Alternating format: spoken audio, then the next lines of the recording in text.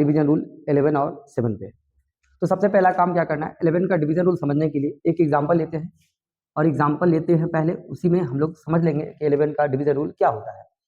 तो आप लेंगे 4, 5, 4, 3 और इसमें ले लेते हैं 6 और 6 ले लेते हैं।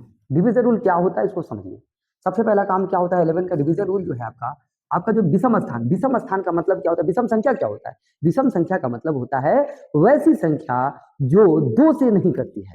इसका मतलब क्या हो गया, 2 से नहीं कटती है, यानी 1 हो गया, 1 के बाद 3 हो गया, 3 के बाद 5 हो गया, 5 के बाद 7 हो गया, और इसी प्रकार आगे चलता चला जाएगा।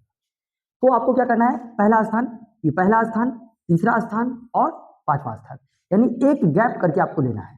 ठीक है, गैप करके लेकर इसको जोड़ने के बाद क्या होता है, तो आप चेक करते हैं 5, 4 जो हो गया 9 हो गया, 9 और 3 कितना हो गया, 12 हो गया।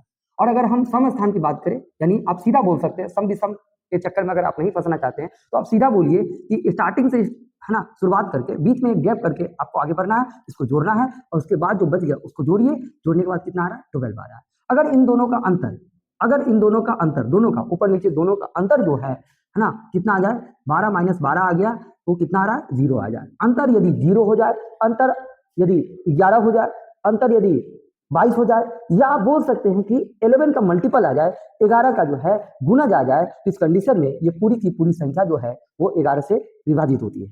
तो दूसरे एग्जाम्पल की ओर बढ़ते हैं, क्योंकि यहाँ पे अंतर आप देख रहे हैं कि 0 है, इसका मतलब ये जो है 11 से संख्या कटने वाली है। अगर हम दूसरे एग्जाम्पल की बात करें तो 7, 2, 9, 7, 2, 9, यहाँ पे आप लिख देते हैं 7, यहाँ पे लिख देते हैं 1। अगर इसको हम पहले चेक कर लेते, देख लेते हैं कटता है कि नहीं कटता है। तो अगर आप करेंगे तो ये क्या हो जाएगा, जोड़ेंगे तो 9, 9, 9 क्या हो गया, 9, 9 आपका 18 हो गया। अगर आप इसको चेक करेंगे तो क्योंकि 8 आ गया तो ये जो है नहीं कटेगा, इसके लिए हम क्या किए, इस 1 को हम हटा दिए और इसके जगह पे क्या लिख दिए, 0 लिख दिए, ताकि आपको समझ में आ सके कि 11 से कट रहा है या नहीं कट रहा है।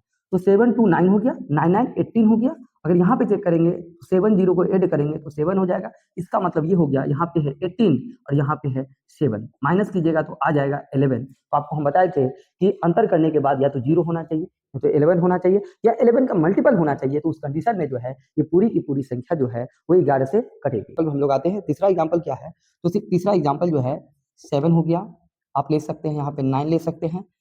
तो 7 हो गया, 9 हो गया, 9 के बाद जो है यहाँ पे जो है हम 3 ले लेते हैं। तो आप अगर देखना चाहेंगे 9 7 16, 16 3 कितना हो गया, 19 हो गया, 19 हो गया। इसका मतलब जो है हम यहाँ पे 6 ले लेते हैं, यहाँ पे 2 ले लेते थे, और ये चेक करते हैं ये 11 से कट रहा है या नहीं कट रहा है। तो ठीक है, चेक करते हैं। सबसे पहला काम इसको क्या करना है, ऐड करना है। इसको अगर जोड़िएगा 7 3 10, 10 9 19 हो गया। इसको जोड़िएगा 6 और 2 कितना हो गया, 8 हो गया। अगर हम चेक करते हैं तो 19 माइनस कितना, 8। अगर आप चेक करेंगे तो इसका अंतर जो है, ये अंतर आपका 11 निकला। इसका मतलब ये पूरी की पूरी संख्या किससे कटेगी, 11 से कटेगी। तो आप अच्छे तरीके से, है ना, 11 का रूल आप समझ गए होंगे। अब हम लोग क्या करते हैं, इसमें 7 का रूल को पढ़ते हैं। अब सबसे पहली बात, 7 का तो कुछ विशेष रूल नहीं है, और जो है भी तो थोड़ा सा बड़ा है। आपको क्या करना है, आज की इस क्लास में जो है 7 का बस छोटा मोटा जो रूल है उसको सिर्फ समझते हैं। जैसे आपको क्या करना है कि कोई भी अगर संख्या का रिपीटेशन अगर कितनी बार हो जाए, 6 बार हो जाए, क्या हो जाए, 6 बार रिपीट कर जाए कोई संख्या, या 12 बार रिपीट कर जाए, या फिर आप बोल सकते हैं इसी टर्म में 6, 12, 18 बार अगर रिपीट कर जाए, वो पूरी की पूरी संख्या 7 से विभाजित होती है। तो ये छोटा सा एग्जाम्पल है, इसका इस्तेमाल जो है बहुत कम इस ट्रिक का इस्तेमाल होगा, लेकिन अगर इस हिसाब का, अगर इस तरीके का अगर सवाल आपके सामने आता है, आप यहाँ पे आप इसको इस्तेमाल कर सकते हैं। जैसे 1 कितनी टाइम्स, तो 6 टाइम। ये जो संख्या है ये 7 से कटती है। अगर कुछ बोले जैसे 2 3 2 3 2 3 2 3 2 3 2 3 2 3 कितनी टाइम्स आनी चाहिए, 6 टाइम आनी चाहिए। तो 1 2 3 4 5 6, और इस प्रकार जो है ये जो है 6 टाइम आ गया। इसका मतलब ये संख्या जो है किससे कटेगी, 7 से कटेगी।